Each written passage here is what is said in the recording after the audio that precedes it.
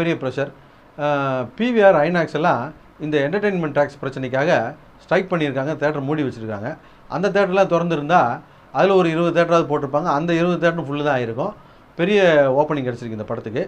இந்த PVR INOX எல்லாம் வந்து பார்த்திங்கன்னா இங்கே இருக்கிற திரையரங்கு உரிமையாளர் சங்கம், அப்புறம் இங்கே இருக்கிற திரைப்பட துறையில் இருக்கிற சங்கங்களில் அவங்க ஒத்துப்போனால் கூட அவங்க கார்ப்பரேட் கம்பெனி அப்படிங்கிறதுனால இந்த விஷயத்தில் தனிப்பட்ட முடிவு எடுத்துட்டாங்க.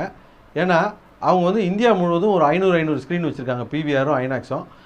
இவங்க மற்ற மாநிலங்களில் இந்த மாதிரி ஸ்க்ரீன்ஸ் வச்சுருக்கும்போது தமிழ்நாட்டில் என்டர்டெயின்மெண்ட் டேக்ஸ் போட்ட மாதிரி மற்ற மாநிலங்களையும் போட்டாங்கன்னா அவங்க பெருசாக பாதிக்கப்படுவாங்கன்றதுனால இந்த விஷயத்தையே அவங்க ஸ்ட்ராங்காக எதிர்க்க ஆரம்பிச்சிட்டாங்க. ஒன் நேஷன் ஒன் டேக்ஸ் அப்படின்னு சொல்லி தான் ஜிஎஸ்டி கொண்டு வந்தாங்க. 28% இவங்க ஒத்துக்கிட்டாங்க.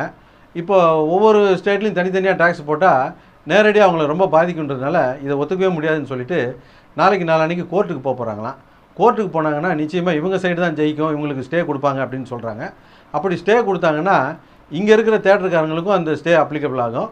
அதனால் இந்த ஸ்டே மூலமாக டேக்ஸ் ஃப்ரீ கிடைக்கும். டேக்ஸ் ஃப்ரீ கிடச்சிதுன்னா டிக்கெட் ரேட் குறையும். நமக்கும் இதில் பிரயோஜனம் இருக்குது.